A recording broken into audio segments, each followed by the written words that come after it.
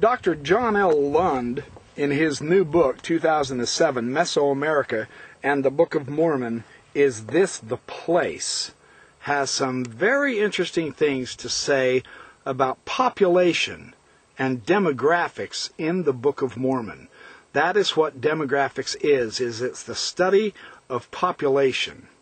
How does the Book of Mormon fit in with this scheme of things concerning population? What's the principal idea with the demographics in the Book of Mormon? The Book of Mormon speaks of millions of people, literally millions of people, living in a relatively small area. And it speaks of wars of annihilation on a massive scale. In one war, taking several years, 2 million people were destroyed on one side alone. That's Ether 15:2. What does the academic community who has studied the demographics of Mesoamerica say about the population of Mesoamerica? This is one clue as to where the Book of Mormon occurred. The only place in all of the Americas where there were tens of millions of people is in Mesoamerica. It's not in upstate New York or the Ohio Valley. The Confederative Indian tribes maybe were 100,000 at the max in all of the western or the eastern United States. The millions of peoples lived in Mesoamerica. It's fascinating that some estimates of the zenith of the Mesoamerican populations start at 11 million strong. The Yale archaeologist Professor Michael Coe commented on recent discoveries on half of all the Maya houses being missed by the archaeological surface surveys. He says what this means is that we may have to double our previous population estimates for the central area, which already run into the many millions of peoples. For Joseph Smith, in 1830, now think about how preposterous this was. In 1830, he proposed millions of people in the Americas. Nobody in his day suspected there were millions of people here in the Americas. They laughed about it. They still laugh about it as far as that goes. They say it's very unrealistic to expect over 2 million people to die in a war, in one war, in Mesoamerica anciently. But now we know it had the population. The population wasn't had in the northern American continent. It was down in Mesoamerica, as John Sorensen has also shown.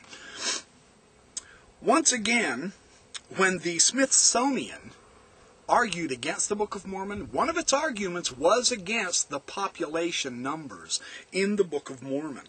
They said that in 1491, the North America had 1.15 million inhabitants. Now, this was their original assessment against the Book of Mormon. They've since changed that. They've come to see the archaeology and history and ethnology and ethnography. It has changed everything.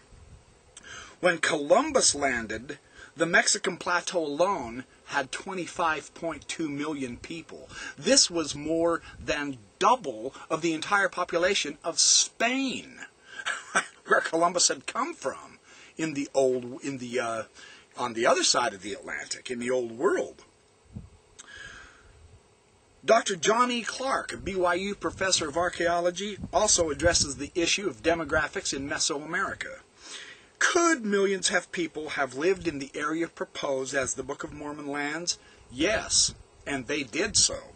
Mesoamerica is the only area in Americas that has sustained the high population densities mentioned in the Book of Mormon, and exactly for the times specified. After Columbus and the Europeans arrived, the populations, of course, of North and South America were devastated, mostly by the diseases that they brought with them to the New World. We know from the past downfall of past civilizations, the Romans, the Khmer empires, that it's fruitless to look for single causes. However, most Maya archaeologists now agree that 3 factors were paramount in the destruction of the populations in Mesoamerica. These factors are endemic internecine warfare, overpopulation and the accompanying environmental collapse, and the third issue is drought. all three probably played a part, but not necessarily all together in the same time or in the same place.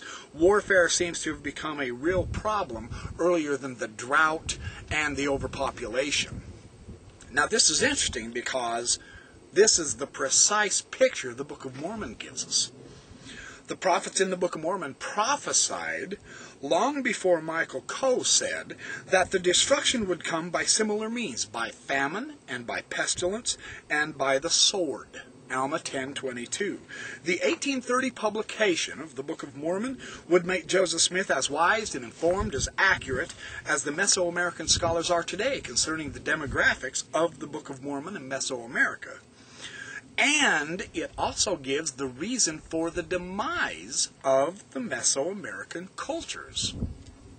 Drought is almost always followed by famine, as seen in the Book of Mormon. When the rains were withheld and the people were dying by the thousands, the prophet Nephi prayed to the Lord that you did turn away your anger from this people and cause that the rain should fall upon the earth, and inasmuch as it did bring forth her fruit in the seasons of her fruit, and it came to pass that it did bring forth her grain in the season of her grain. On the number one issue of war as the major destroyer of civilization on the American continent, there is complete agreement right now with the archaeological information, the ethnographical situation, and the demographic situation as understood in current Mesoamerican studies. The Book of Mormon is reflecting a real-world situation in the New World Mesoamerican areas. The population, the cause for the demise of the population, the famines, and the immense numbers of people who died in the wars in the Book of Mormon. These are all currently accurately reflected with our now understanding of Mesoamerica. Dr. Lund also shows that the people in Mesoamerica were not nomads, but they were city builders. The pre-classic Maya, or the Book of Mormon era, was also a time of highly structured, highly diversified, and sophisticated civilization in Mesoamerica. This is fascinating. The evidence of this was found in tomb drawings, pottery, temple structures, carved monuments, codices, hieroglyphics, and figurines like those shown in the National Museum of Anthropology in Mexico. Tikal and El Mirador in Guatemala also show this. And the Maya sites illustrated a high level of social structure from 500 BC. According to the Mesoamerican archaeologist Robert Scherer, the Olmecs demonstrated a highly developed social structure. He reports that around 1200 BC, the Olmecs had developed a theocratic chiefdom. In this system, a complex society is managed by an elite class. Now, in Linda Sheely's book, The Code of Kings, she explained the high degree of societal sophistication the Mesoamerican civilizations had achieved. She mentioned 60 city-states, their systems of kings, priests, and nobles, the paying of taxes and tribute, the organization of warrior cults of jaguars and of eagles, of merchants who were also spies, of a people who built towers, temples, and tombs, and sepulchres. She explained their high civilization and their hieroglyphic writing, their accurate calendars. They also had the ability to map the starry universe. In summary, Sheely spoke of all the things represented in the Book of Mormon as being a part of Mesoamerica. The Book of Mormon claims that the entire land of Nephi and the land of Zarahemla were covered with city-states, ruled by kings, priests, and judges. The land of Nephi was simply ruled by the territory belonging to the city-state of Nephi. The Book of Mormon exactly depicts the conceptualizations as we now understand through archaeology and history about how Mesoamericans lived also. The Book of Mormon accurately reflects this because it's an ancient text from that era, from that time, and from that place.